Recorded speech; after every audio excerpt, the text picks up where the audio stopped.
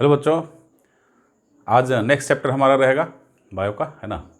और उस चैप्टर का नाम है, ये जेनेटिक्स का है आपका, जो एनसीईआरटी में लिखा है, principles of inheritance and variation. ठीक है। अब देखो इसमें क्या पढ़ना है, तो पहले देखेंगे कि इनहेरिटेंस किसको बोलते हैं। इनहेरिटेंस का मीनिंग क्या है। इनहेरिटेंस मतलब हुआ, जैसे देखो कि एक बिल्ली है, बिल्ली के बच्चे जो हैं बिल्कुल बिल्ली जैसे दिखते हैं। ठीक है। हाथी के बच्चे हैं बिल्कुल हाथी जैसे, एलिफेंट जैसे ही दिखते हैं। आदमी के बच्चे आदमी जैसे ही दिखते हैं। तो इसको बोलते हैं इनहेरिटेंस। ठीक है। मतलब कि कैरेक्टर का, सेम कैरेक्टर का ट्रांसफ़र होना एक जनरेशन से दूसरे generation, means parents to their offspring. ठीक है। पेरेंट्स से लेके प्रोजेनी में जब सेम कैरेक्टर का ट्रांसफ़र हो रहा है, ट्रांसमिशन हो रहा है, तो उसको बोलते हैं इनहेरिटेंस। ठीक है ना।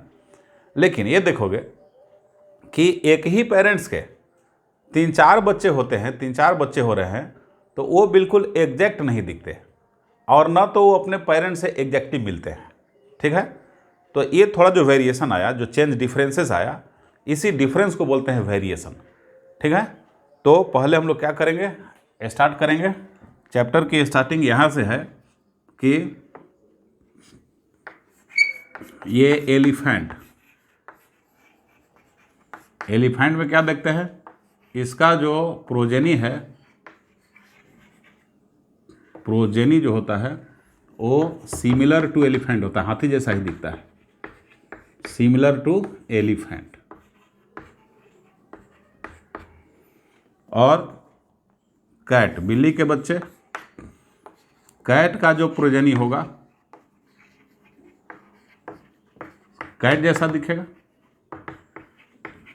सिमिलर टू कैट, एक कैट जैसा दिखेगा। और ह्यूमन बीइंग के जो बच्चे हैं वो आदमी जैसा ही दिखता है, progeny similar to human being, similar to human being. Similar लिख रहा हूँ, एग्जैक्ट सेम नहीं, ह्यूमन के सिमिलर होता है। तो ये क्यों होता है, रीजन क्या है इसके पीछे, what is the reason behind it, why. तो इसके पीछे रीजन है, एक टर्म आता है इनहेरिटेंस। देखो इनहेरिटेंस, इनहेरिटेंस की वजह से, इनहेरिटेंस, इनहेरिटेंस, इसको कैसे डिफाइन करेंगे। इसको डिफाइन करने के लिए, it is the phenomenon of transmission of characteristics from parents to their offsprings और प्रोजेनिज। ठीक है। इसको बोलते हैं इनहेरिटेंस। तो क्या बोलेंगे, the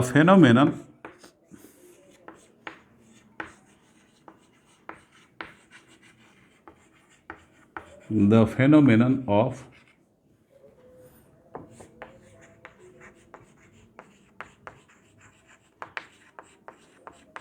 transmission of characteristics of characters from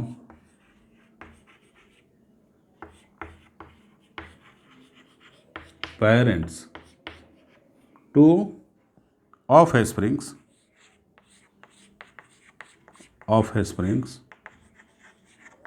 और प्रोजेनी बोलो इसको, प्रोजेनिज इज नोन एज, उसको क्या बोलते हैं, इनहेरिटेंस। उसको इनहेरिटेंस हम कहते हैं। ठीक।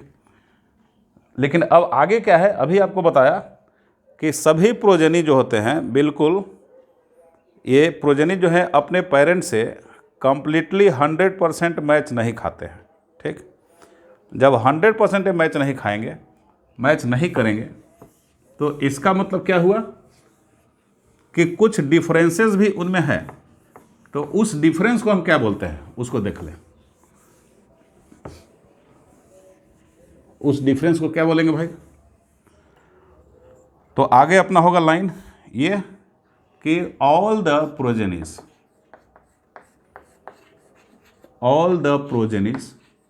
जितने प्रोजेनिज हैं या ऑफस्प्रिंग्स, ठीक ना, मतलब बच्चे, offsprings are not exactly same, exactly same to each other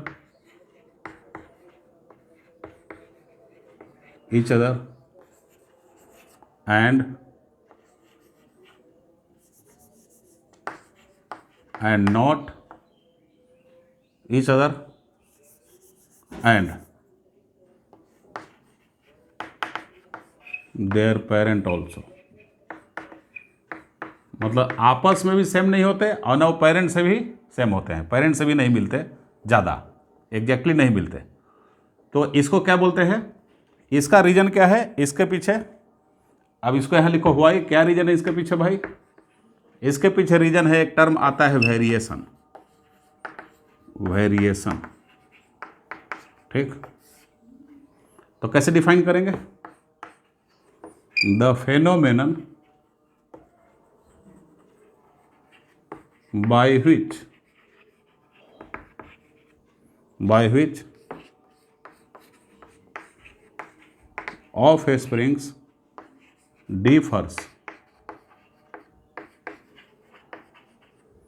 among themselves and from the parents also,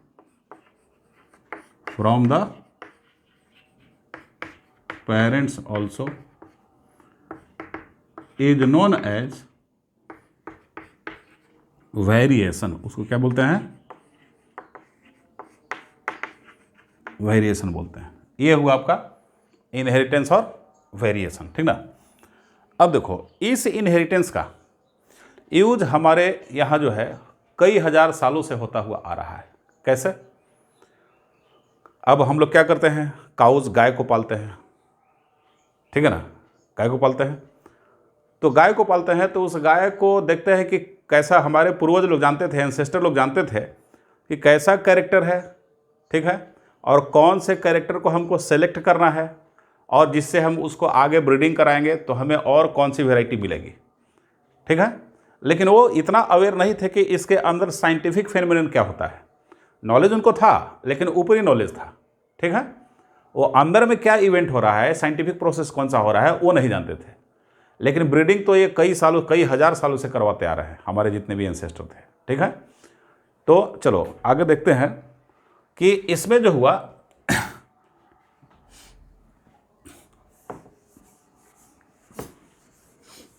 इसमें जेनेटिक इनहेरिटेंस और वेरिएशन से रिलेटेड बहुत सारे एक्सपेरिमेंट हुए, ठीक है। बहुत सारे एक्सपेरिमेंट में जो था वो इम्पोर्टेंस रखता है 19th सेंचुरी का, ठीक है, 19th century,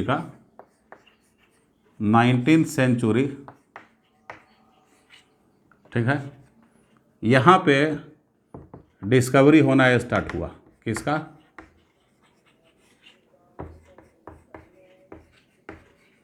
started related with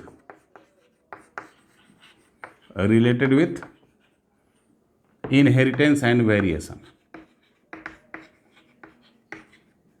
inheritance और वेरिएशन से रिलेटेड उस समय क्या हुआ, स्टार्ट हुआ, समझ रहे हो।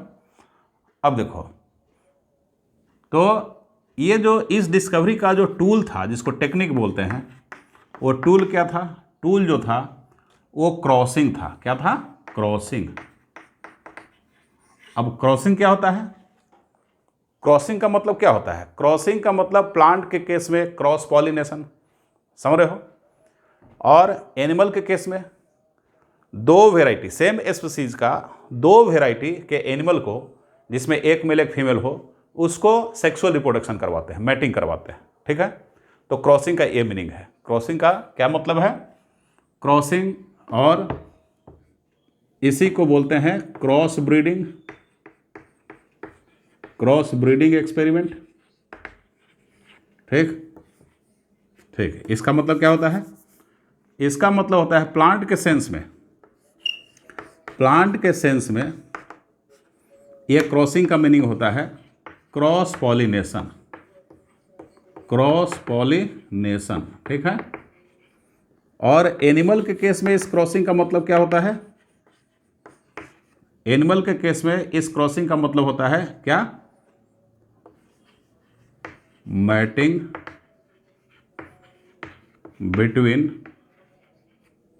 बिटवीन, ठीक है, male and female having contrasting character, contrasting character, ठीक है। अब कंट्रास्टिंग कैरेक्टर का मतलब क्या होता है?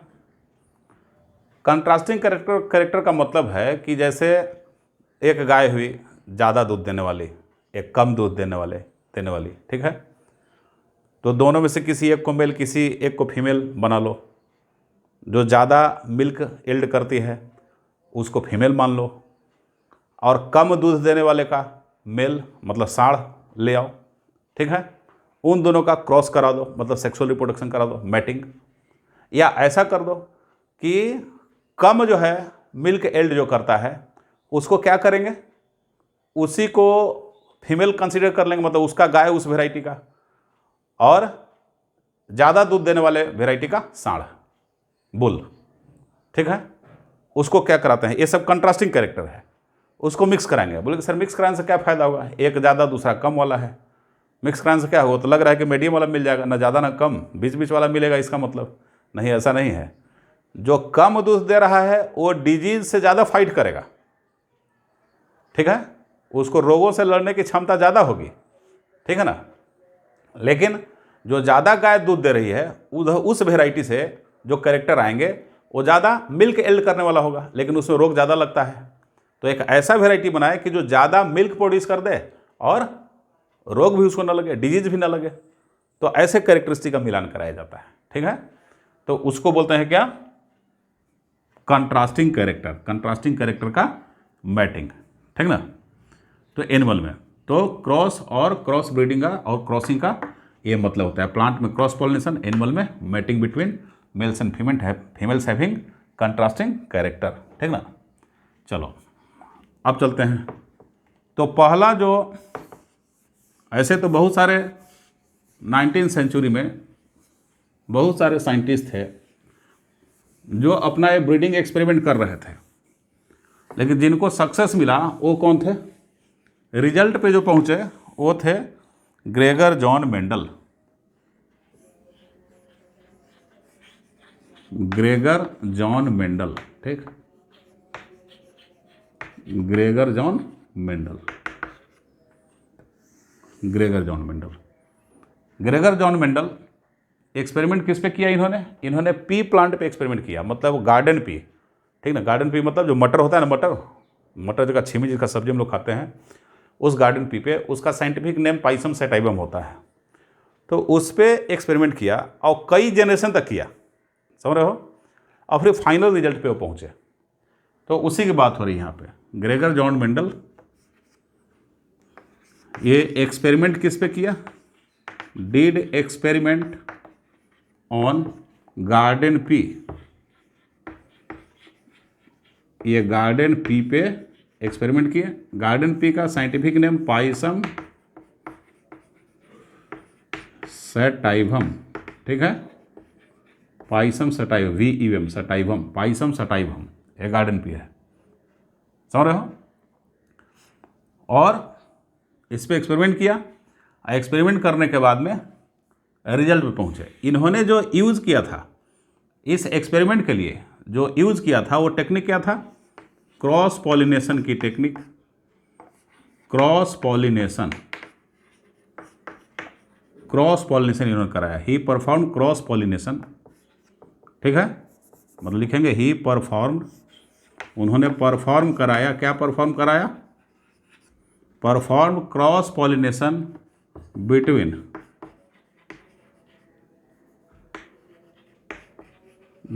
The plants,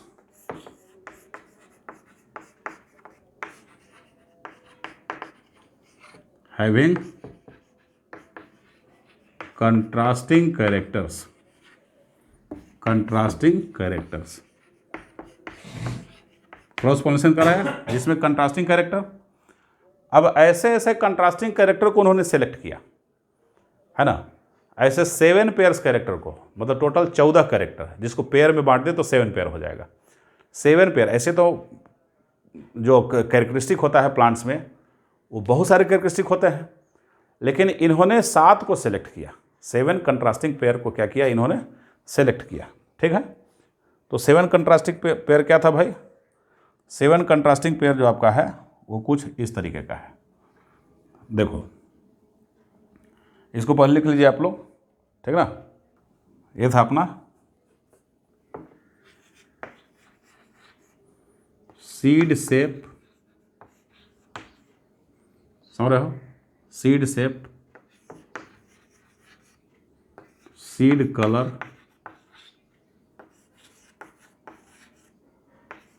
pod shape, pod colour, pod colour, ठीक है,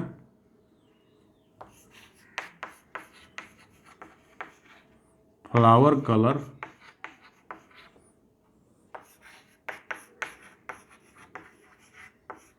फ्लावर पोजीशन, 6 हो गया, और प्लांट हाइट,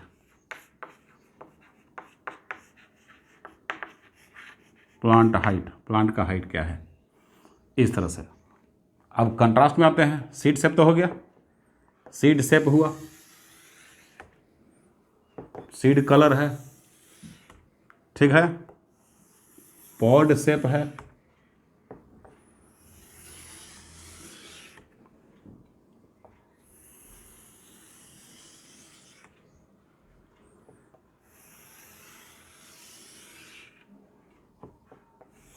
ये प्लांट हाइट है।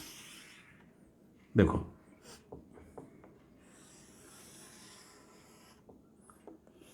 अब बताओ प्लांट हाइट का 2 कंट्रास्ट क्या हो सकता है? प्लांट की हाइट में एक या तो लंबा होगा और दूसरा ड्वार्फ होगा, 2 कंट्रास्ट, इसी को कंट्रास्ट बोलते हैं, ठीक ना। तो कंट्रास्ट समझने के लिए पहले प्लांट हाइट से चलते हैं, पहले डाउन से स्टार्ट करते हैं तो समझ में आपको आएगा, ठीक है। तो एक प्लांट क्या होगा? टॉल होगा, ठीक ना। एक क्या होगा? टॉल, टॉल हो जाएगा। और टॉल के लिए इसको कैपिटल टी से डिनोट करो। और एक ड्वार्फ, ड्वार्फ कंट्रास्ट है तो स्मॉल टी, डी नहीं लिखेंगे, ड्वार्फ को डी से डिनोट नहीं करना है, डी से डिनोट करने में रिजल्ट कॉम्प्लेक्सिटी में आ जाएगा, आपको कन्फ्यूजन होगा, ठीक। ये toll T, dwarf, small T, ठीक है। Flower position, flower position terminal, terminal, terminal, ठीक है। तो टर्मिनल को क्या कर लोगे?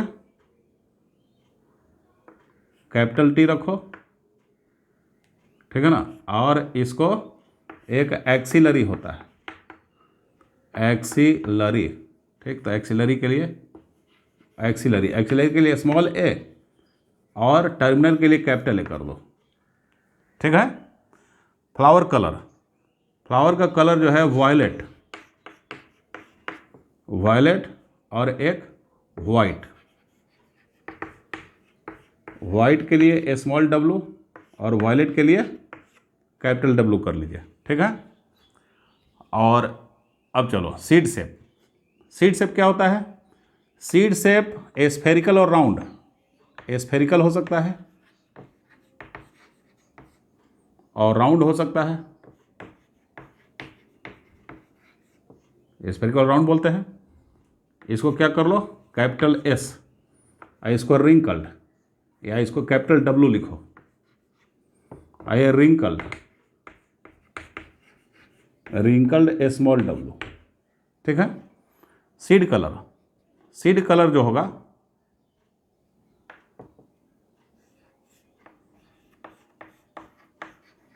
येलो, अरे क्या होगा? ग्रीन। तो येलो जो होगा ये कैपिटल वाई लिखो और ग्रीन को स्मॉल वाई कर दो, ठीक है। पॉड शेप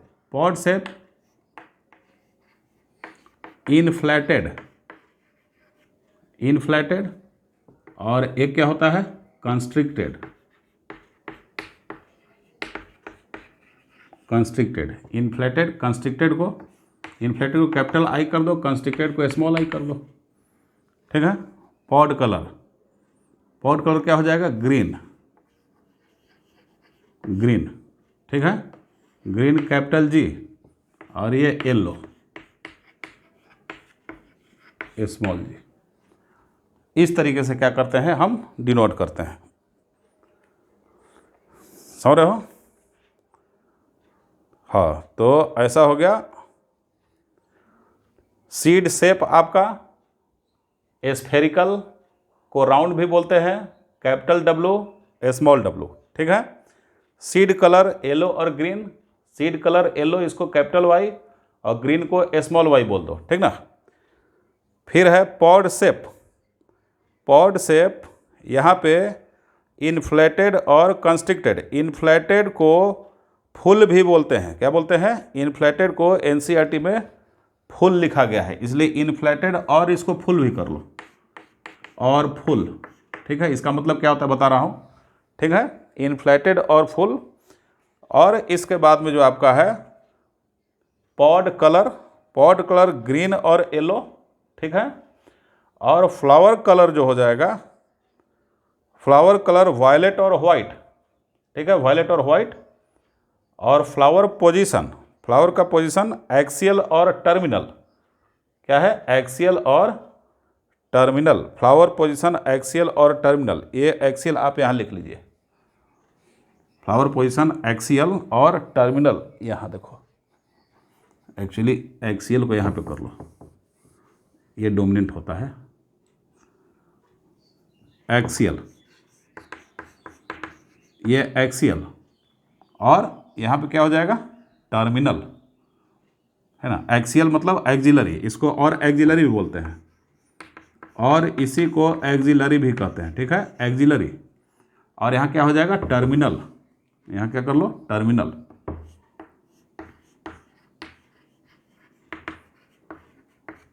यहाँ टर्मिनल हो गया, टर्मिनल मतलब स्मॉल ए, ठीक है। और plant height tall and dwarf. अब देखो, अब इसमें जो कैरेक्टर है, ये कैरेक्टर आपका डोमिनेंट है, इसको डोमिनेंट बोलते हैं, और इसको रेसेसिव बोलते हैं, रेसेसिव, ठीक है, डोमिनेंट और रेसेसिव। तो डोमिनेंट और रेसेसिव कैरेक्टर, और इसको ट्रेट भी कहा जाता है, dominant trait, TRAIT, dominant trait. Trait कहाँ लिखे, जगह है, लिख लो, रेसेसिव ट्रेट, TRAIT, ट्रेट। यहाँ TRAIT, trait, dominant trait, recessive trait. ये क्या होता है, डोमिनेंट और रेसेसिव क्या होता है भाई, मतलब कंट्रास्टिंग कैरेक्टर जो बोल रहे हैं, कंट्रास्टिंग कैरेक्टर का दो ऑप्शन हो गया, दो ऑप्शन हुआ ना, आइदर दिस और दिस, समझ रहे हो। तो उन दो ऑप्शन में हर एक ऑप्शन को अकेले हर एक ऑप्शन को एक ट्रेट बोला गया है, क्या बोला गया है, ट्रेट। कंट्रास्टिंग कैरेक्टर पेयर वाली बात हो गई, कंट्रास्टिंग कैरेक्टर मतलब टॉल का कंट्रास्ट जो है ड्वार्फ है, और ड्वार्फ का कंट्रास्ट टॉल है। तो कंट्रास्टिंग कैरेक्टर जहां बोलते हो तो वहां पेयर को कंसीडर करना पड़ता है, ठीक है। लेकिन ट्रेट बोलते हो तो अकेले भी, सिंगल भी बोल सकते हैं कि भाई कंट्रास्टिंग कैरेक्टर क्या है, टॉल ड्वार्फ है, तो tall dwarf contrasting one pair character हुआ। तो इसमें ट्रेट कौन कौन हुआ, तो टॉल एक ट्रेट हो गया, ड्वार्फ एक ट्रेट हो गया, ठीक। इसी तरीके से फ्लावर का पोजीशन एक्सियल और टर्मिनल, ये भी एक कंट्रास्टिंग कैरेक्टर हो गया, लेकिन अकेला ये ट्रेट है, ये भी अलग से अकेला एक ट्रेट है। और फ्लावर का कलर वायलेट और वाइट है, ठीक है। तो वायलेट और वाइट में फ्लावर के कलर में क्या देखोगे, एक कंट्रास्टिंग पेयर हो गया कैरेक्टर का। अब इसको बोलते हैं एक ट्रेट और इसको भी एक ट्रेट बोलते हैं, ठीक है। इसी तरीके से सब ट्रेट्स हैं कंट्रास्टिंग कैरेक्टर का। अब डोमिनेंट ट्रेट क्या होता है, डोमिनेंट ट्रेट का मतलब क्या हुआ, डोमिनेंट ट्रेट का मतलब हुआ कि यदि दो कैरेक्टर को पास में आने का मौका मिले, चांस मिले, तो जो कैरेक्टर अपने आप को एक्सप्रेस करेगा, दिखाएगा उस बॉडी में, ठीक है, उसी को डोमिनेंट कैरेक्टर बोलते हैं। मतलब टॉल और ड्वार्फ दोनों कैरेक्टर को एक साथ ला दो, लाने के बाद कौन अपने आप को एक्सप्रेस करेगा? टॉल वाला अपने आप को एक्सप्रेस कर देगा और ड्वार्फ वाले को एक्सप्रेस नहीं होने देगा, उसको दबा देगा। तो जो एक्सप्रेस किया उसको बोलते हैं क्या? डोमिनेंट, ठीक है ना। तो देखो इन सब में डोमिनेंट ट्रेट क्या है? ये वाला डोमिनेंट को कैपिटल लेटर से दिखाते हैं और रिसेसिव को स्मॉल लेटर से दिखाते हैं। डोमिनेंट को किस लेटर से? कैपिटल लेटर से, और रिसेसिव को स्मॉल लेटर से। अब सीड देखो, अब एक एक करके समझो। सीड शेप का मतलब क्या है? सीड शेप मतलब एकदम गोला, एकदम स्फेरिकल, गोलाई मिले हुए, स्फेरिकल एकदम ऐसे, कहीं पे भी कोई गड्ढा वड्ढा नहीं। और इसमें क्या होगा?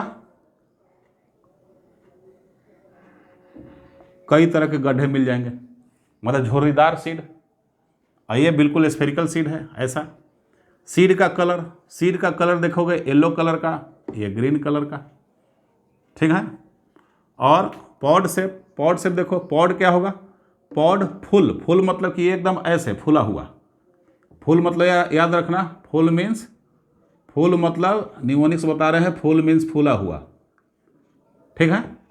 कहीं से भी कंस्ट्रिक्शन नहीं है। और एक होता है ऐसा कंस्ट्रिक्टर, देखो इस तरह का, इमली जैसा, ऐसा पॉड हो।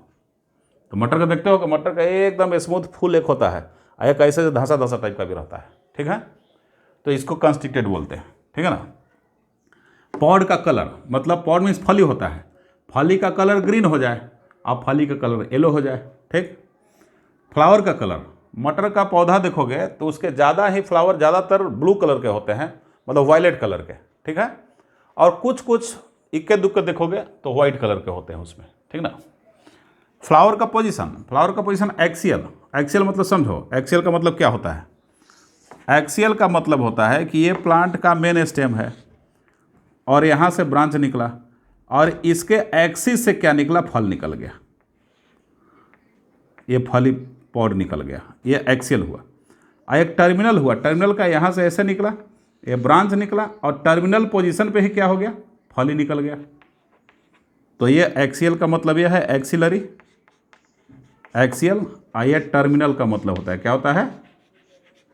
टर्मिनल, ये टर्मिनल है, ठीक है, टर्मिनल है। अब देखो प्लांट हाइट टॉल और ड्वार्फ देख ही रहे, लंबा और छोटा, बौना, ड्वार्फ, ठीक।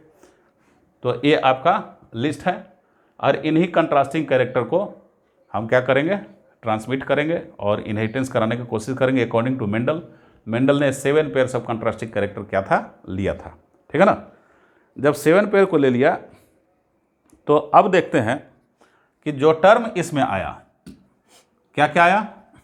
एक कंट्रास्टिंग कैरेक्टर, दूसरा डोमिनेंट ट्रेट, ठीक है, और फिर लेटर कैपिटल और स्मॉल लेटर, ये सब क्या है? तो इसको भी देख लेते हैं, तब उनके एक्सपेरिमेंट को हम लोग कराएंगे।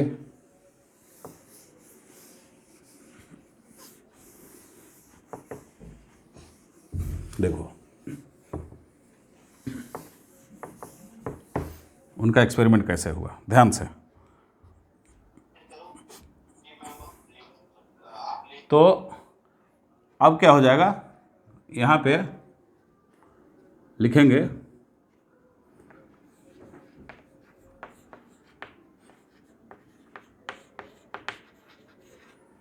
Contrasting character,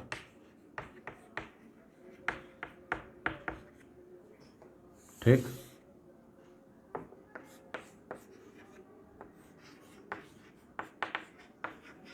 The pair of character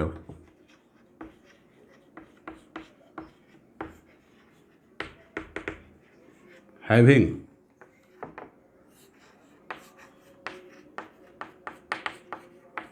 opposite vigor, ठीक है, अपोजिट, समझ रहे हो? अपोजिट अपीयरेंस लिख सकते हो,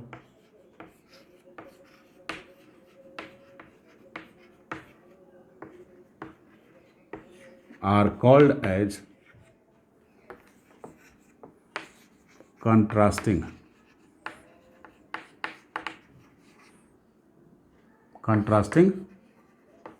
characters.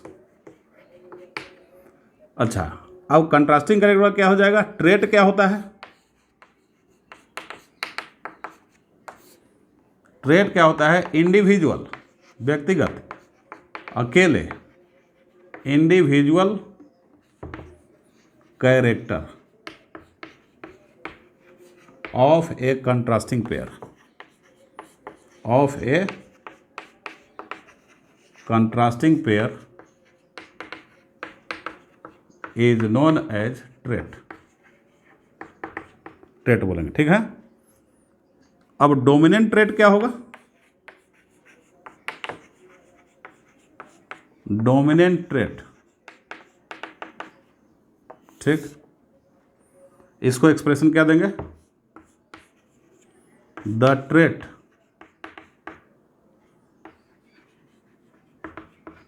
which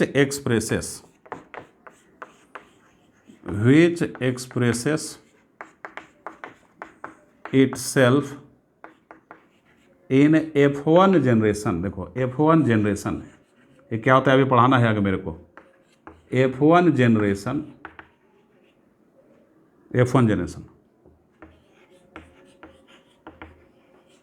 during crossing experiment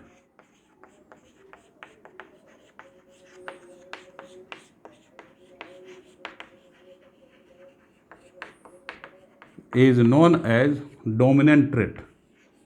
उसको क्या बोलते हैं? Dominant trait. उसको डोमिनेंट ट्रेट कहा जाता है। मतलब कहने का मतलब कि दो ट्रेट को यदि साथ में रखा जाए और इसको बोल सकते हो क्या, और इसको कैसे डिफाइन कर सकते हैं? जब दो कैरेक्टर, दो ट्रेट एक साथ रहेंगे और जो अपने आप को एक्सप्रेस किया, दिखाया, ठीक, और क्या बोल सकते हो? और if two traits are found together, ये दो ट्रेट एक साथ मिलता है, पाया जाता है, फाउंड टुगेदर, ठीक, found together, then the dominant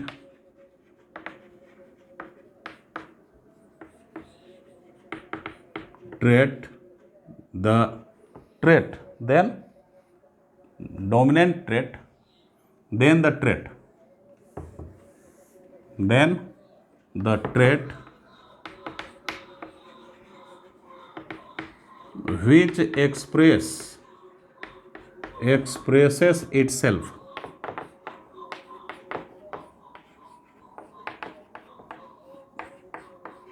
is known as, क्या बोलते हैं उसको? Is known as dominant trait.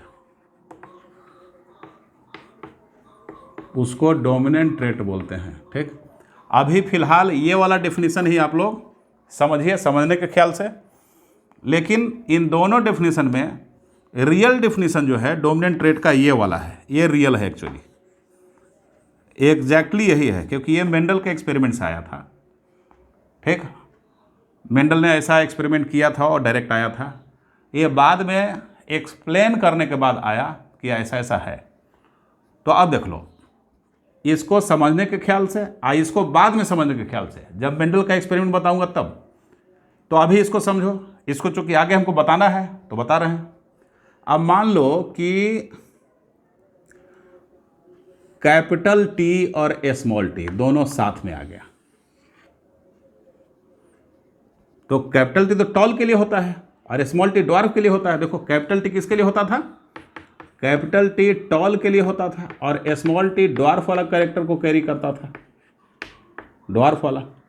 तो कैपिटल टी, टॉल और ड्वार्फ दोनों का कैरेक्टर एक साथ आ जाए, तो एक साथ आने के बाद एक कॉम्बिनेशन जो बना, एक कॉम्बिनेशन मीडियम हाइट वाला नहीं बनेगा, टॉल ही बनाएगा। ये जो यहाँ जो एक्सप्रेशन कैरेक्टर का आएगा वो टॉल ही कैरेक्टर बनेगा, टॉल ही दिखाई पड़ेगा। किसी प्लांट में कैपिटल टी स्मॉल टी दोनों आ जाए एक साथ तो प्लांट लंबा होगा, मतलब कि ड्वार्फ नहीं हुआ, वो ड्वार्फ का कैरेक्टर छुपा रह गया, ठीक है। इसका मतलब कि टॉल जो हुआ ये डोमिनेंट कैरेक्टर है, और ड्वार्फ जो छुपा रह गया, हाइड रह गया, उसको क्या बोलते हैं, रेसेसिव कैरेक्टर, ठीक है। तो रेसेसिव ट्रेट कैसे डिफाइन करेंगे? रेसेसिव ट्रेट को डिफाइन करने के लिए ऐसे डिफाइन कर सकते हैं, कैसे, कि जो ट्रेट हाइड रह गया, ठीक ना, उसको रेसेसिव ट्रेट बोलते हैं। देखो, रेसेसिव ट्रेट, ठीक, the trait which remains hidden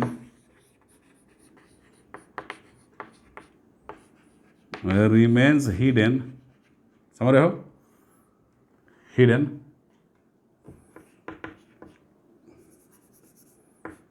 in F1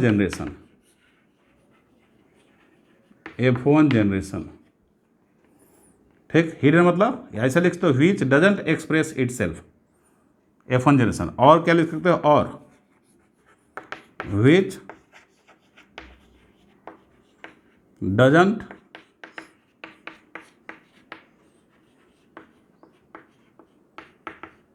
express it self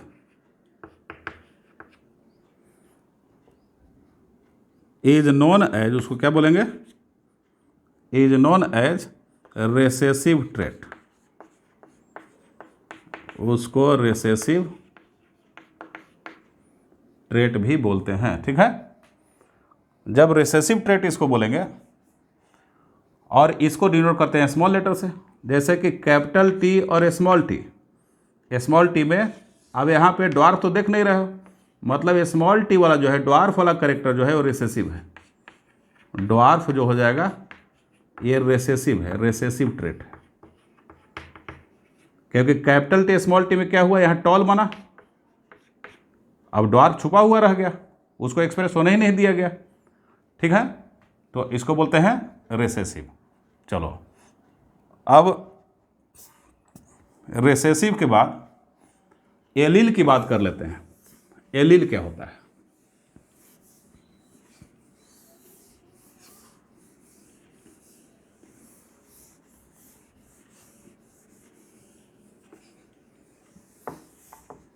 allele,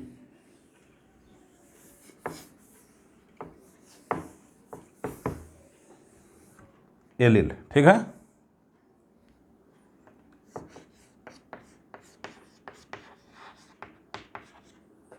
alleles, ठीक है।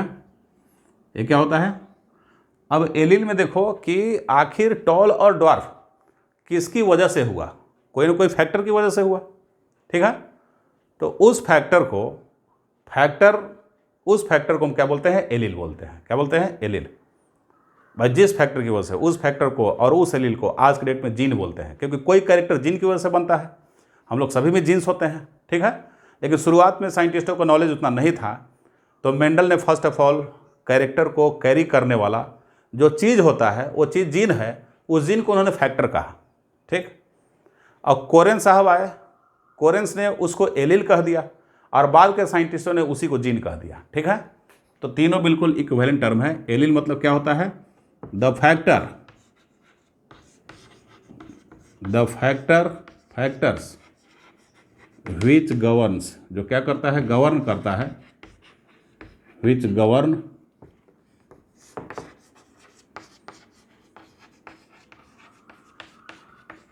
द कैरेक्टर्स, ठीक। कैरेक्टर्स और ट्रेट, खास करके कौन? ट्रेट।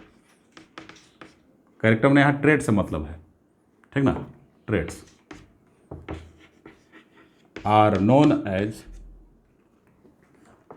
एलील, उसको एलील बोलते हैं। तो मेंडल ने उस चीज़ को क्या कहा? मेंडल ने उस चीज़ को फैक्टर कहा, ठीक है। कोरेंस ने उस चीज़ को क्या कहा? एलील कहा,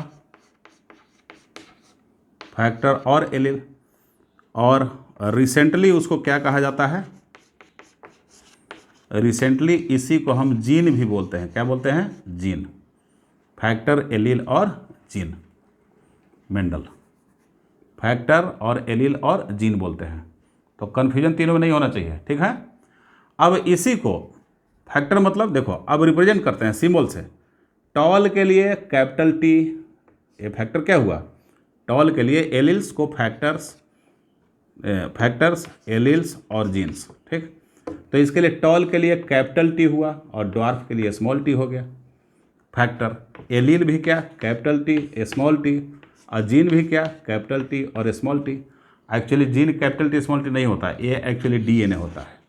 तो बोल दो कि जो डीएनए ठीक है, एक कैरेक्टर को, पर्टिकुलर कैरेक्टर को दिखाता है, शो करता है, गवर्न करता है, उसको जीन बोल देंगे। उस जीन का नाम टी जीन हुआ और इस जीन का नाम स्मॉल टी जीन हो गया, बस बात खत्म।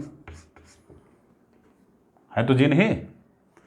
तो याद रखिएगा, फैक्टर, एलील और जीन्स बिल्कुल सेम ही है, कोई डिफरेंस नहीं है। समझ रहे हो? चलो अब चलते हैं।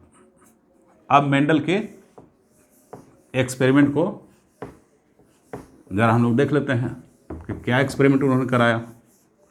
मेंडल ने जो एक्सपेरिमेंट कराया बच्चों, उसको इस तरीके से हम लोग पढ़ेंगे। मेंडल ने क्या किया? पी प्लांट को लिया और पी प्लांट में क्या कराया? क्रॉसिंग मतलब क्रॉस पॉलिनेशन कराया। क्या कराया? क्रॉस पॉलिनेशन को कराया। कैसे? तो अब सीधा सिंपल एग्जांपल, उन्होंने टॉल प्लांट को लिया। किसको लिया? टॉल प्लांट को। टॉल प्लांट, अब चलो भाई टॉल प्लांट ले लिया, तो टॉल प्लांट का, टॉल पी प्लांट का क्या लिया भाई? टॉल पी प्लांट लिया। ये टॉल पी प्लांट है, इसमें लिप्स लगे हुए हैं।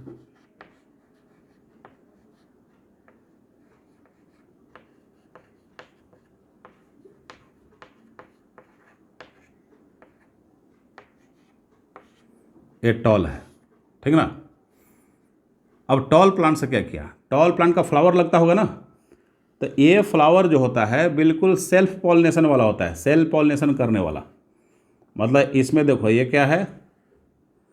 ये ओवरी है और ये इसका क्या है? स्टिग्मा है, ओवरी स्टिग्मा, और फ्लावर बंद है, ठीक है। क्लिस्टोगैमस फ्लावर है, बंद, ठीक है। तो टॉल का फ्लावर और ड्वार्फ प्लांट का भी फ्लावर होगा। ड्वार्फ प्लांट, ये देखो ड्वार्फ प्लांट,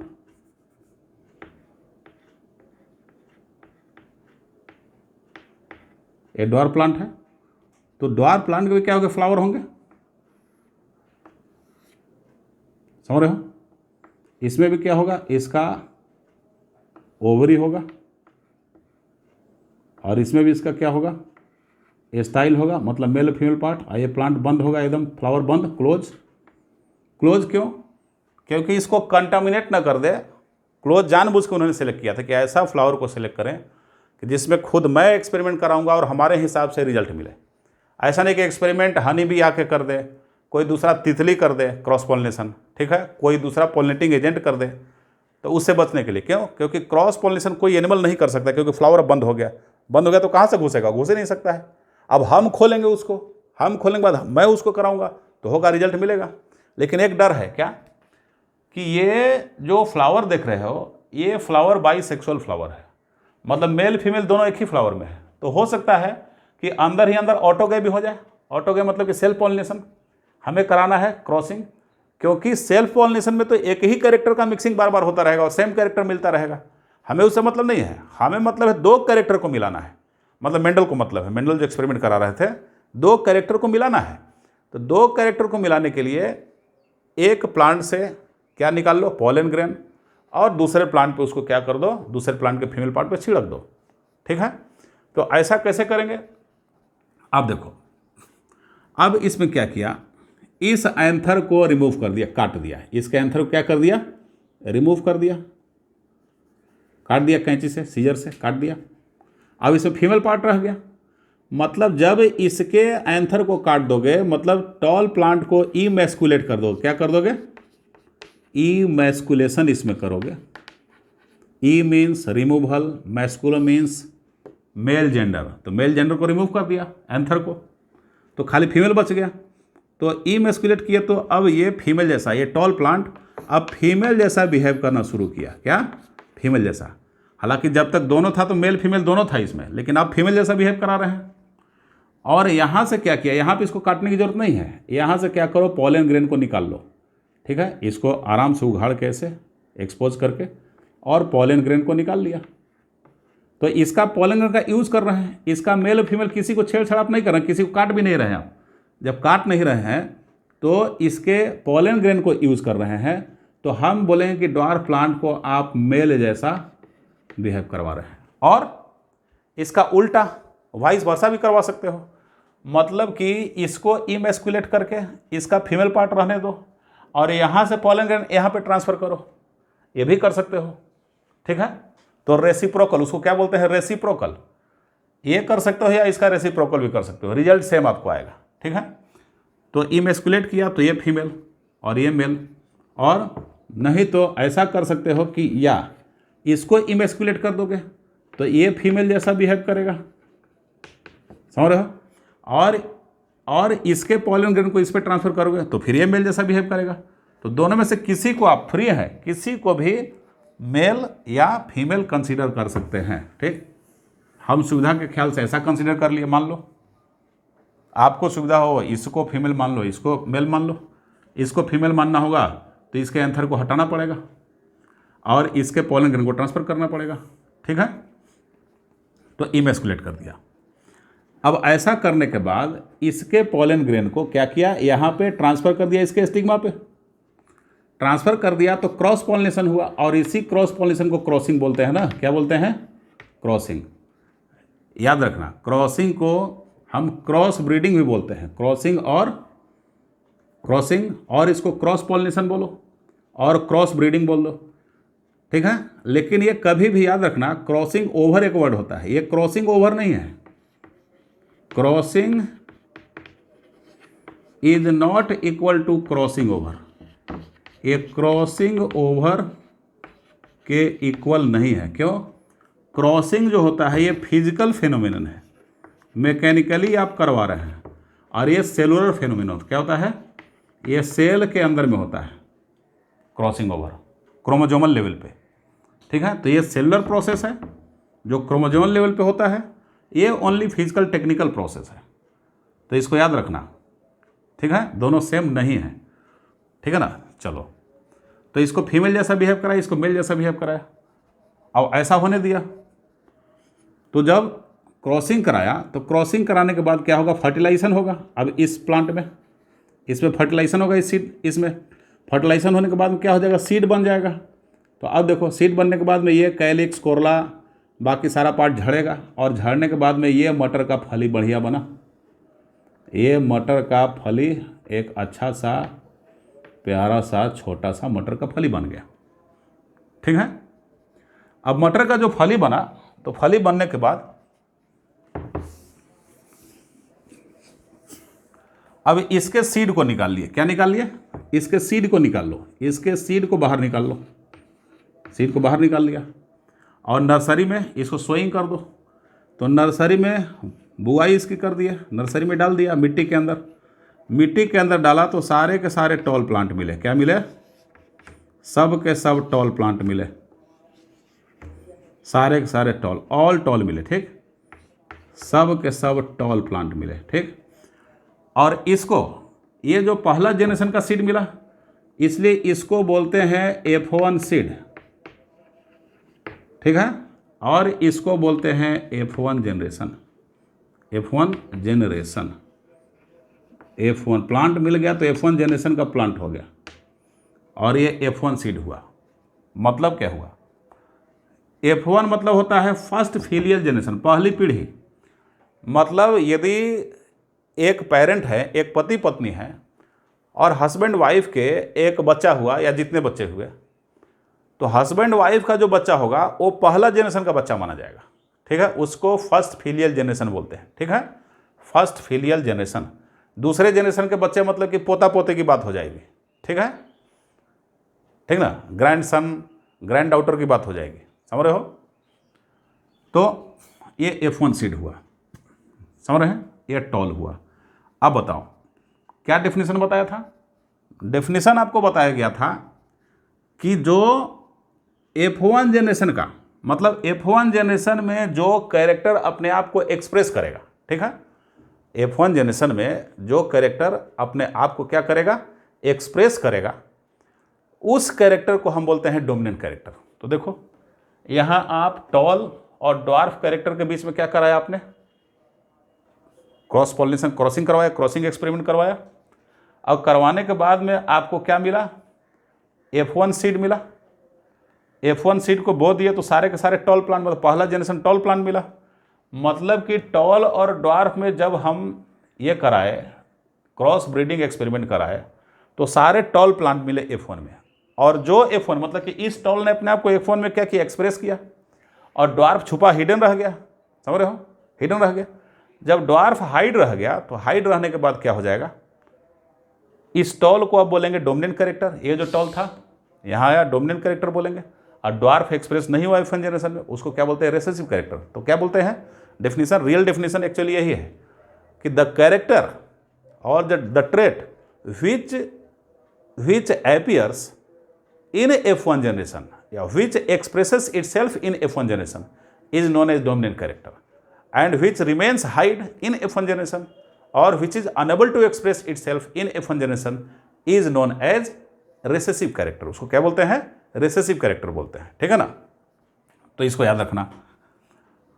अब ऐसा क्रॉसिंग कराया, तो क्रॉसिंग कराने के बाद में अब फिर क्या हुआ, अब यहाँ पे क्रॉस नहीं कराना है F1 जनरेशन वाले प्लांट को। F1 मतलब कि क्या होता है, अब ये जनरेशन था, इस जनरेशन को बोलते हैं P generation. P generation, parental generation, P for parental generation, parental generation, ठीक है। ये F1 जनरेशन। अब पेरेंटल जनरेशन में क्रॉसिंग आपने करा दिया। F1 जनरेशन क्या बोलते हैं, first filial generation, first filial generation, इसको फर्स्ट फिलियल जनरेशन क्या है बोलते हैं, ठीक है। तो फर्स्ट फिलियल जनरेशन इसको बोलेंगे। अब देख लो, अब सेकेंड जनरेशन वाला जो प्लांट हुआ, इस प्लांट में सेल्फिंग होने दो। सेल्फिंग होने का मतलब क्या हुआ, अब यहाँ पे लिख लो सेल्फिंग। सेल्फिंग मीन्स होता है सेल्फ पॉलिनेशन, याद रखना। सेल्फ पॉलिनेशन मतलब ऑटोगैमी, अंदर ही अंदर काम हो जाए। मतलब कि ये फ्लावर हुआ, समझ रहे हो, जैसे कि ये फ्लावर हो गया, और फ्लावर के अंदर में क्या है, फ्लावर के अंदर में ये ओवरी मतलब ये पिस्टिल हो गया, और ये क्या हो गया, एस्टामेन हो गया, ठीक। अब इस एस्टामेन से अंदर ही पॉलन ग्रेन झड़ के यहाँ पे चला जाए और खुद से रिप्रोडक्शन कर ले, ठीक है, खुद से। अब बाहर से ट्रांसफ़र नहीं हो देगा, अंदर से अंदर ही ट्रांसफ़र हो रहा है। इसको और बड़ा फिगर बना के दिखाएं आपको समझने के लिए, तो ऐसा आप लिख सकते हैं, थोड़ा बड़ा बनाए तो ऐसा, कि जैसे देखो ये फ्लावर है, ठीक है, फ्लावर है। फ्लावर का क्या है, फ्लावर का ये हो गया ओवरी स्टाइल स्टिग्मा, ये क्या हो गया, एस्टामेन हो गया।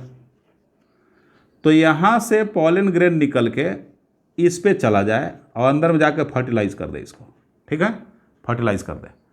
तो फर्टिलाइज करने के बाद जो सीड बनेगा, देखो जो सीड बना, फर्टिलाइज करने में क्या बना, सीड बना। सेल्फिंग मतलब फर्टिलाइज किया, और पॉड बना, मटर का फली बना। मटर के फली में ये देखो ये दाने लग गए। बोलो 4 दाने क्यों लगा रहे हैं सर? अरे भाई उसके पीछे पर्पस है, हो सकता है 5 दाना लग जाए, मान लो 4 ही लगा है, क्योंकि परसेंटेज में आएगा। 4 है तो ये 25 100%, वैसे अब 5 करते तो 20 करना पड़ता, ठीक है। तो देखो सेल्फिंग कराया, तो सेल्फिंग कराने में जो रिजल्ट हमें मिला, क्या मिला, रिजल्ट मिला कि अब इस सीड को क्या करो, बाहर निकालो। बाहर निकाल के बोलते हैं इसको F2 सीड, क्या बोलेंगे, इसको F2 सीड्स बोलेंगे, ठीक है। अब इसको ग्रो कराओ। इसको ग्रो कराया गया तो बड़ा चौंकाने वाला रिजल्ट मिला। ये 4 में से 3 सीड जो हो गए, मतलब 75%, ये टॉल मिल गया। क्या मिल गया, ये मिल गया टॉल। और इसमें एक जो था वो ड्वार्फ मिला। एक क्या मिला, एक मिल गया ड्वार्फ, देखो। और ये जो जनरेशन हुआ, इस जनरेशन को बोलते हैं F2 जनरेशन। क्या बोलते हैं इसको? F2 जनरेशन बोलते हैं, ठीक। ये एक्सपेरिमेंट मेंडल ने क्या किया? कराया। तो अब क्या देखो, रेसेसिव कैरेक्टर किसको बोल सकते हो?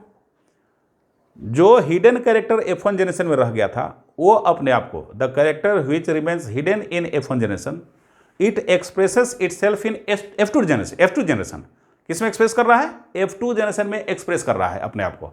तो जब F2 जनरेशन में इसको एक्सप्रेशन दे रहा है, एक्सप्रेस कर रहा है, तो उसको रेसेसिव बोलते हैं, क्योंकि वो आ गया यहां से। अब बोलो, ये मेंडल का एक्सपेरिमेंट अब बताओ। मेंडल का एक्सपेरिमेंट ये ब्लेंडिंग इनहेरिटेंस है कि नॉन ब्लेंडिंग इनहेरिटेंस है? ब्लेंडिंग का मतलब समझते हो? ब्लेंडिंग का मतलब है कि दो चीज़ों को मिलाया, अब मिलाने के बाद एक दूसरे में मिक्स हो गया और एक नया चीज़ बना दिया। समझ रहे हो? समझ बात को? यहाँ पे दो कैरेक्टर को मिलाया गया था, तो दो कैरेक्टर में से एक कैरेक्टर अपने आप को क्या किया? एक्सप्रेस किया। एक लेकिन उसी के अंदर छुपा हुआ था, वो एक्सप्रेस नहीं कर रहा था, क्योंकि ये पूरे लाइफ में ये प्लांट क्या होगा? टॉल ही रहेगा ना, टॉल से ड्वार्फ तो होगा नहीं पूरे लाइफ में। लेकिन इसमें ड्वार्फ वाला भी कैरेक्टरिस्टिक क्या था? हिडन था, जो अगला जनरेशन में जाके एक्सप्रेस हो गया। देखो, ड्वार्फ वाला एक्सप्रेस हुआ। मतलब क्या हुआ कि मेंडल का इनहेरिटेंस जो है ब्लेंडिंग नहीं है, वो नॉन ब्लेंडिंग इनहेरिटेंस है। कैसा है? Non blending. Complete mixing character का नहीं हो रहा है, कैरेक्टर आगे जाके सेपरेट भी हो रहा है। इसका मतलब कि जो ड्वार्फ वाला कैरेक्टर, रिसेसिव कैरेक्टर जो छुप गया था, वो अपने आप को छुपा के एकदम इंटैक्ट बना के रखा था, एकदम फुली प्रोटेक्टेड, कहीं से छेड़छाड़ अपने साथ नहीं होने दिया। और अगले जनरेशन में क्या किया? अपने आप को एक्सप्रेस किया। मतलब वो बोल रहा है कि देखो, मैं बिल्कुल एकदम बिना छेड़े छाड़े था, हमारे साथ कोई ज्यादती नहीं हुई है, ठीक है। तो इसका मतलब Mendel inheritance was non blending inheritance. इसको क्या बोलते हैं? नॉन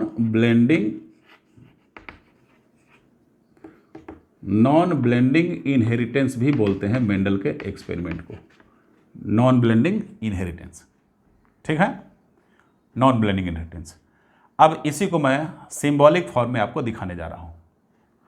सिंबल के फॉर्म में कैसे दिखाया जाएगा इसको, इस एक्सपेरिमेंट को। देखो, आप लोग पूरा लिख लीजिए इसको, और लिखने के बाद यहाँ से स्टार्ट करना, यहाँ से ऐसे ऐसे जाने के बाद ऐसे आया है, फिर ऐसे यहाँ पे लास्ट हो गया है, ठीक है। मेरे पास जगह रहता तो और मैं नीचे चला जाता, लेकिन इधर जगह था इसलिए इधर ऐसे बनाया। ये जो फ्लावर है, इन्हीं टॉल प्लांट का ये फ्लावर है। इसके अंदर जो इवेंट हो रहा है सेल्फिंग वाला, मतलब सेल्फ पॉलिनेशन वाला, अंदर ही अंदर पॉलन ग्रेन क्या हो गया? एस्टिग्मा से, एंथर से एस्टिग्मा पे ट्रांसफर हो गया। तो इसके अंदर में क्या हुआ? सीड बना। तो ये सीड इसी F1 जनरेशन का सीड है, इसलिए इसको बोलते हैं। अब चूंकि देखो, अब ये तो फ्लावर F1 जनरेशन का था, लेकिन अब ये सीड जो हुआ, अब ये F2 जनरेशन का सीड हो गया, क्योंकि जनरेशन चेंज कर गया ना, F2 जनरेशन का सीड हो गया। अब F2 जनरेशन का प्लांट बनाया, तो ये F2 जनरेशन का प्लांट हो गया है। F2 जनरेशन के प्लांट को बोलते हैं सेकेंड फिलियल जनरेशन, ठीक है। सेकेंड फिलियल जनरेशन, बता रहे समझ में? चलो, अच्छा ये बताओ, ह्यूमन बींग के साथ ऐसा एक्सपेरिमेंट किया जा सकता है कि नहीं? यस और नो बोलो। ह्यूमन बींग के साथ ऐसा एक्सपेरिमेंट नहीं कर सकते, क्योंकि ह्यूमन बींग सोशल जीव है ना। तो सोशल है, तो बताओ, अब ये एक मेल और एक फीमेल, चलो ये तो सही समझ में आता है कि कहाँ का मेल कहाँ का फीमेल, दोनों को, ठीक है, सेक्सुअल रिप्रोडक्शन कराए, सेक्सुअल मेटिंग किए, ठीक है ना। तो उनके बच्चे हुए, चलो यहाँ तक तो समझ में आता है। हाँ सर, F1 जनरेशन के बच्चे। अब इन बच्चों के बीच में सेक्सुअल रिप्रोडक्शन कराओगे क्या? ये तो भाई बहन लगेंगे ना। तो भाई बहन लगेंगे तो यहाँ से आप आगे बढ़ ही नहीं सकते हैं, क्योंकि ह्यूमन बींग ये सोशल बींग है। ये भाई बहन आपस में सेक्सुअल कांटेक्ट कर ही नहीं सकते हैं, ठीक है। पता नहीं समझ में? तो ये सोशल प्रॉब्लम की वजह से एक्सपेरिमेंट को हम नहीं करा पाते हैं ह्यूमन बींग के केस में, ठीक ना। बाकी और कोई दिक्कत नहीं है, बाकी बायोलॉजिकली तो हो जाएगा, कोई दिक्कत है, नो प्रॉब्लम, ठीक है। तो चलो, अब इसी को एक सिंबल के फॉर्म में आप हम लोग देख लेते हैं। सिंबॉलिक रिप्रेजेंटेशन इसका क्या होगा, इसको देखा जाए। सिंबॉलिक रिप्रेजेंटेशन इसका कैसे होता है उसको देखते हैं, ठीक ना।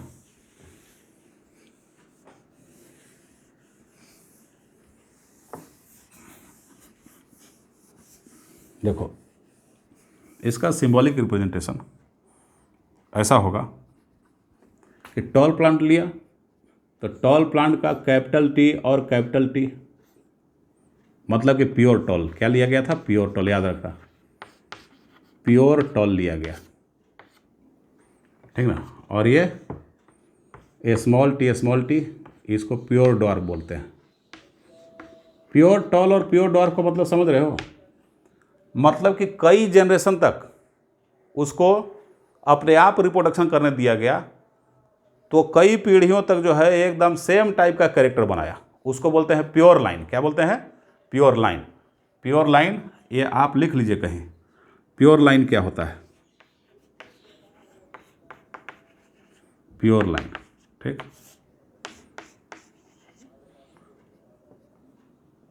The individual having individual which produces the same character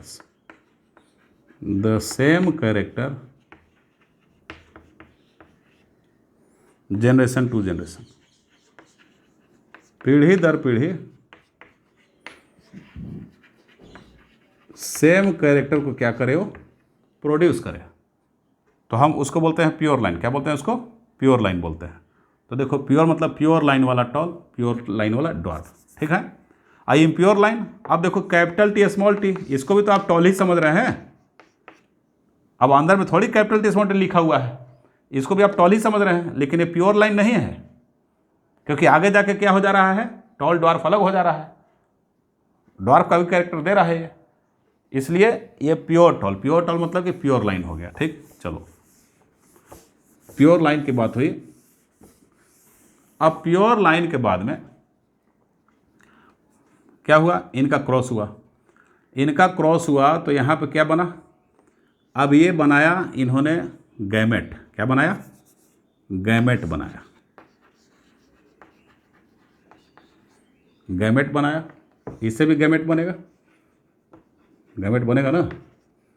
तो गैमेट कैपिटल टी बना और यहाँ स्मॉल टी बना। अब क्रॉस पोलिनेशन मतलब क्या समझते हैं? कि दोनों गैमेट मिलेगा, एक का एक पॉलन ग्रेन का, या एक पॉलन ग्रेन का एक का, जो भी हो, रेसिप्रोकल, तो दोनों कैपिटल टी स्मॉल टी मिल गए। ये हुआ F1 जनरेशन। जो पहले का एक्सपेरिमेंट था उसी का सिंबॉलिक फॉर्म बता रहा हूँ मैं। F1 जनरेशन, ठीक है। अब F1 जनरेशन को सेल्फिंग होने दिया गया। कैसे? कैपिटल टी स्मॉल टी, मतलब कि F1 की सेल्फिंग हुई, F1 की सेल्फिंग, तो इससे गैमेट क्या बन गया? कैपिटल टी और स्मॉल टी बना। ऐसे भी कैपिटल टी और स्मॉल टी बना, गैमेट बना। तो अब क्या हो जाएगा? ये इसके साथ मिला, देखो ये और ये मिल गया आपस में, तो क्या बन गया? ये और ये मिला, तो मेरे पास जगह की कमी हो जा रही है, ये देखो, ठीक है। इसको अपन मिलाया ऐसे मिला, तो क्या बना? कैपिटल टी और कैपिटल टी बना, ये प्योर टॉल बन गया, ठीक है। और क्या हो सकता है? अब ये मिल जाए किससे? ये मिल जाए इससे, तो यहाँ कैपिटल टी स्मॉल टी बन गया, देखो इम्प्योर बन गया। और ये मिले इससे, तो ये कैपिटल टी स्मॉल टी, और ये मिले किससे? इससे, तो स्मॉल टी, ठीक। ये हुआ आपका ड्वार्फ, टॉल, ये भी कैपिटल टी स्मॉल टी है, टॉल, एक कैपिटल टी है, टॉल है। तो मतलब 1 2 3 टॉल मिला और एक ड्वार्फ मिला, तो ये हुआ F2 जनरेशन। क्या हो गया ये? F2 जनरेशन, ये F2 जनरेशन हो गया, ठीक है। तो पिछले वाले का ये सिंबॉलिक फॉर्म है। अब इस F2 जनरेशन को एक और फॉर्म में हम लिखते हैं, उसको बोलते हैं पुनेट स्क्वायर फॉर्म। क्या बोलते हैं? F2 generation can be written in the form of Punnett square form. उसको पुनेट स्क्वायर फॉर्म भी बोलते हैं, उसको भी देख लो। पुनेट स्क्वायर फॉर्म क्या होता है? F2 जनरेशन का पुनेट स्क्वायर फॉर्म क्या होता है, उसको भी देख लो। उसको भी दिखाते हैं। ये देखो, एक capital T cross with small T, ठीक है। गैमेट बना कैपिटल टी, यहाँ से गैमेट बना स्मॉल टी। अब ये दोनों मिल गए, कैपिटल टी स्मॉल टी बन गए, ये F1। अब अब पुनेट स्क्वायर देखो, सेल्फिंग, यहाँ सेल्फिंग लिख लो, ठीक। और सेल्फिंग लिखने के बाद में ये स्क्वायर बनाओ, ये स्क्वायर बनाया। और स्क्वायर के बाद में यहाँ पे लिख दो ऐसे, यहाँ पे लिखो ये फीमेल का साइन है, ये किसका साइन है, ये प्लस मतलब प्लस, और नीचे नॉब मतलब फीमेल। और ये किसका साइन है, ये मेल का साइन होता है। तो एक जगह फीमेल और एक जगह मेल, कहीं भी लिख सकते हो। एक कॉर्नर को 2 पार्ट्स में डिवाइड करके एक जगह मेल एक जगह फीमेल, मतलब इधर मेल गैमेट इधर फीमेल गैमेट, या इधर मेल गैमेट तो मेल का साइन इधर, इधर फीमेल गैमेट तो फीमेल का साइन इधर, किधर भी लिख सकते हैं। अब देख लो, गैमेट प्रोड्यूस हुआ, गैमेट कितना प्रोड्यूस हुआ, दोनों तो सेम गैमेट प्रोड्यूस करेंगे। पॉसिबिलिटी क्या है, एक कैपिटल टी स्मॉल टी, ये भी क्या है कैपिटल टी और स्मॉल टी प्रोड्यूस करने का। अब इसको इससे फ्यूज कराओ तो कैपिटल टी क्या बन गया भाई, टॉल बन गया, प्योर टॉल बन गया, समझ रहे हो, प्योर टॉल। और कैपिटल टी, अब इसको इससे कराओ तो कैपिटल टी स्मॉल टी, ये भी टॉल बना, लेकिन ये इम्प्योर टॉल है। इम्प्योर टॉल को हाइब्रिड टॉल भी बोलते हैं। और ये स्मॉल टी कैपिटल टी, तो कैपिटल टी स्मॉल टी, ये भी टॉल बन गया, ये भी हाइब्रिड टॉल है।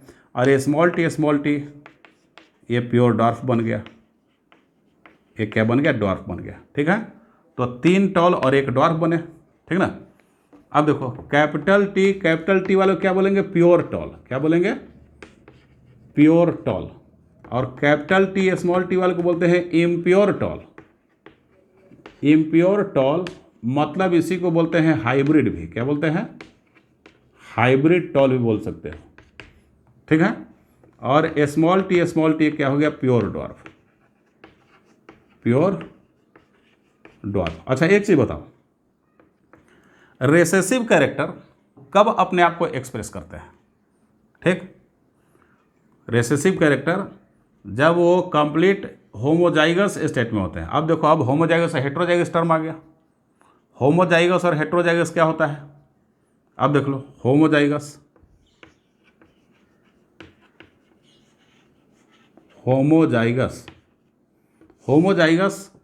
प्लांट बॉडी या एनिमल बॉडी का नाम है। जैसे मान लो कि एक प्लांट होमोजाइगस है, बोलते हैं कि ये होमोजाइगस प्लांट है, मतलब जो सेम तरह का, जो प्लांट सेम तरह का गैमेट प्रोड्यूस करे उसको बोलते हैं होमोजाइगस प्लांट, ठीक है। और हेट्रोजाइगस प्लांट जो डिफरेंट टाइप का गैमेट प्रोड्यूस करे, ठीक है। तो वो सब प्लांट और एनिमल के टाइप है, ठीक ना। तो homozygous, the individual plant animal दोनों आ जाएंगे। The individual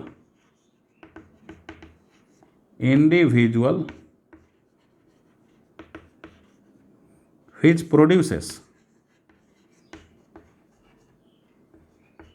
same type of gamete, same type के गैमेट को क्या करे, प्रोड्यूस करे, ठीक। उसको बोलते हैं होमोजाइगस। जैसे एग्जांपल के लिए प्योर टॉल क्या होता है, होमोजाइगस होता है। प्योर टॉल होमोजाइगस ही तो है, क्यों, क्योंकि प्योर टॉल में कैपिटल टी है, एक ही टाइप का गैमेट प्रोड्यूस करेगा। कैसे देखो, एक कैपिटल टी था तो कैपिटल टी से कैपिटल टी प्रोड्यूस हुआ, ठीक। एक कैपिटल टी से फिर कैपिटल टी, तो सेम टाइप का गैमेट प्रोड्यूस हुआ, ठीक है।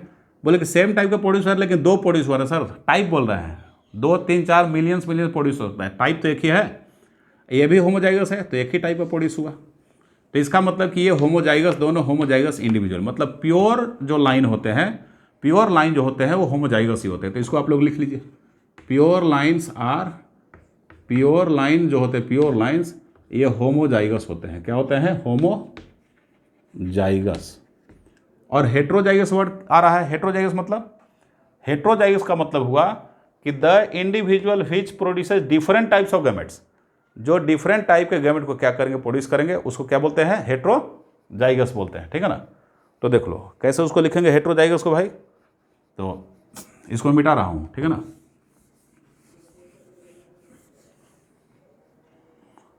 हेट्रोजाइगस कैसे समझेंगे,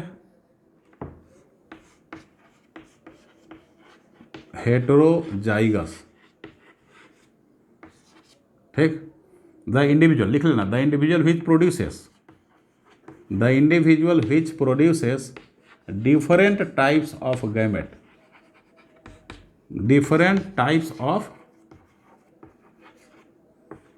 गैमेट्स को क्या करें, प्रोड्यूस करें। जैसे एग्जांपल के लिए जो आपको हाइब्रिड टॉल था, हाइब्रिड या इम्प्योर टॉल, हाइब्रिड टॉल को इम्प्योर टॉल भी बोलते हैं, कैपिटल टी स्मॉल टी। देखो कैपिटल टी और स्मॉल टी ये दो different gamete capital T small T produce कर रहा है, ठीक है। मतलब क्या था, ये हाइब्रिड टॉल जो था, जो इम्प्योर टॉल था, वो हेटेरोजाइगस इंडिविजुअल था। क्या था, हेटेरोजाइगस। अब देखो अब बात क्या बताना है कि ये जो रेसेसिव कैरेक्टर है, रेसेसिव कैरेक्टर एक्सप्रेस होता है ओनली होमोजाइगस कंडीशन में, ठीक है। मतलब होमोजाइगस इंडिविजुअल में ये एक्सप्रेस होता है। तो रिसेसिव कैरेक्टर एक्सप्रेसेस इटसेल्फ इन होमोजाइगस इंडिविजुअल्स, ठीक है। तो इसको लिख लो। और डोमिनेंट तो सब में, क्या होमोजाइगस क्या हेटेरोजाइगस, डोमिनेंट कैरेक्टर सब में अपने आप को एक्सप्रेस करेगा, ठीक ना। तो हमें क्या लिखना है, रिसेसिव कैरेक्टर जो है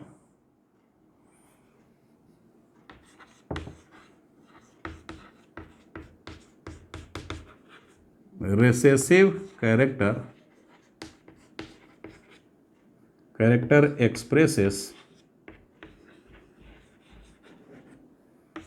expresses itself in homozygous individual और इन होमोजाइगस कंडीशन, और इन होमोजाइगस कंडीशन। क्यों, देखो कैपिटल टी या स्मॉल टी, ये देख लो भाई, अब ये तो डोमिनेंट रिसेसिव दोनों एक साथ हैं, ये तो हेटेरोजाइगस कंडीशन है। क्या है, हेटेरोजाइगस। तो इसमें क्या है, रिसेसिव अपने आप को एक्सप्रेस नहीं कर रहा है क्योंकि टॉल आया। जब स्मॉल टी एक साथ रहेगा तभी डॉर्फ अपने आप को एक्सप्रेस करेगा। तो ये होमोजाइगस है ना, ये तो हेटेरोजाइगस है। ये क्या है, ये तो हेटेरो है,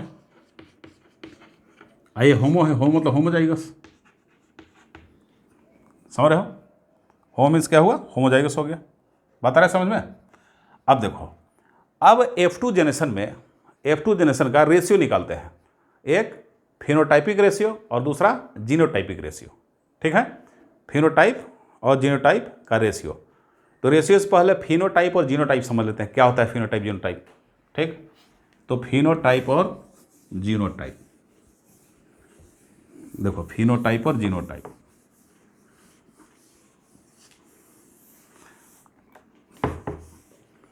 फिनोटाइप और जीनोटाइप, फिनोटाइप क्या होता है, फिनोटाइप ये सब शुरुआती के वर्ड हैं, जब ये जेनेटिक्स डिस्कवरी के पॉइंट पे था, स्टेज में था, तब का है ये। फिनोटाइप मतलब कि ऐसा कैरेक्टर जो दिख रहा है, जैसे टॉल आपको दिख रहा है, आपके ऑब्जर्वेशन में है, तो टॉल फिनोटाइपिक कैरेक्टर हो गया। लेकिन वो कैरेक्टर किसकी वजह से है, वो कैरेक्टर किसकी वजह से है, तो जीन की वजह से। तो एग्जैक्ट जेनेटिक जो सिचुएशन, जेनेटिक मेकअप होगा, एग्जैक्ट जो जेनेटिक कंस्टिट्यूशन जो होता है, उसको हम बोलते हैं जीनोटाइप। और कैरेक्टरिस्टिक जो जीनोटाइप का जो एक्सप्रेशन है, जो कैरेक्टरिस्टिक हमको दिख रहा है, उसको बोलते हैं फिनोटाइप। मतलब जो भी सारे कैरेक्टर दिखते हैं भाई, अब दिखने का मतलब आप ऑब्जर्व कर लो किसी तरीके से, मतलब कहने का मतलब कि जीन अपने आप को, मान लो कि एक जीन है, जैसे कि जीन आज के डेट में क्या बोलते हैं, जीन मतलब डीएनए है। तो एक डीएनए है, ये डीएनए क्या हुआ, एक्सप्रेस किया कि आप जो हैं सो बिल्कुल फेरी कलर के होंगे, गोरे कलर के हो गए, ठीक है, गोरे कलर। तो ये जो जीन हो गया, ठीक, ये जीन का जो खुद का जो बनावट हुआ, इसको बोलते हैं जीनोटाइप। क्या बोलते हैं, इसको बोलेंगे जीनोटाइप, ठीक ना। और फेरी कलर जो ये अपने आप को एक्सप्रेस कर रहा है, तो जो कलर देख रहे हैं एक्सप्रेशन में आ रहा है उसको फिनोटाइप। ये क्या हो रहा है, ये फिनोटाइप हुआ, इसको फिनोटाइप हुआ, ठीक। तो जो कैरेक्टर, द कैरेक्टर ठीक, विच इज एक्सप्रेस्ड, जो कि एक्सप्रेस होता है, इज नोन एज फिनोटाइप। उसको क्या बोलते हैं? फिनोटाइप। जैसे बोलेंगे कि F1 का फिनोटाइप क्या है, तो F1 के फिनोटाइप में 3 टॉल आ जा रहे हैं, 3 टॉल हम देख रहे हैं, एक ड्वार्फ देख रहे हैं, ठीक है। और जीनोटाइप,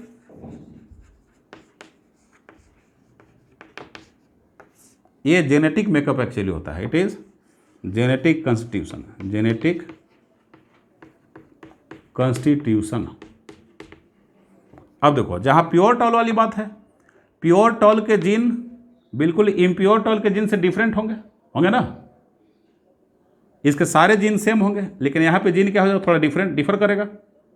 इसके दोनों जीन क्या हो जाएंगे, सेम हो जाएंगे। इसका मतलब कि इसका, इस टॉल का, प्योर टॉल का जेनेटिक कॉन्स्टिट्यूशन कुछ अलग होगा, तो वो उसका अपना फिनोटाइप है, और इसका जेनेटिक कॉन्स्टिट्यूशन अलग है, तो इसका अपना फिनोटाइप है जो कि सेम तरह के है, और ड्वार्फ का अपना फिनोटाइप है, ठीक है। तो इसको जेनेटिक कॉन्स्टिट्यूशन क्या बोलते हैं? जीनोटाइप बोलते हैं, ठीक ना। चलो, तो ये मेंडल का एक्सपेरिमेंट आज की क्लास में रहा, और जो नेक्स्ट क्लास में लूँगा उसमें मेंडल्स ने कुछ रूल्स निकाले थे, ठीक है ना। तो उस रूल्स को क्या क्या बोलते हैं, कौन कौन से रूल निकाले थे, ठीक ना। सो आज इतना ही, ठीक है, बाकी अगले क्लास में आपको पढ़ाया जाएगा। ठीक, थैंक यू।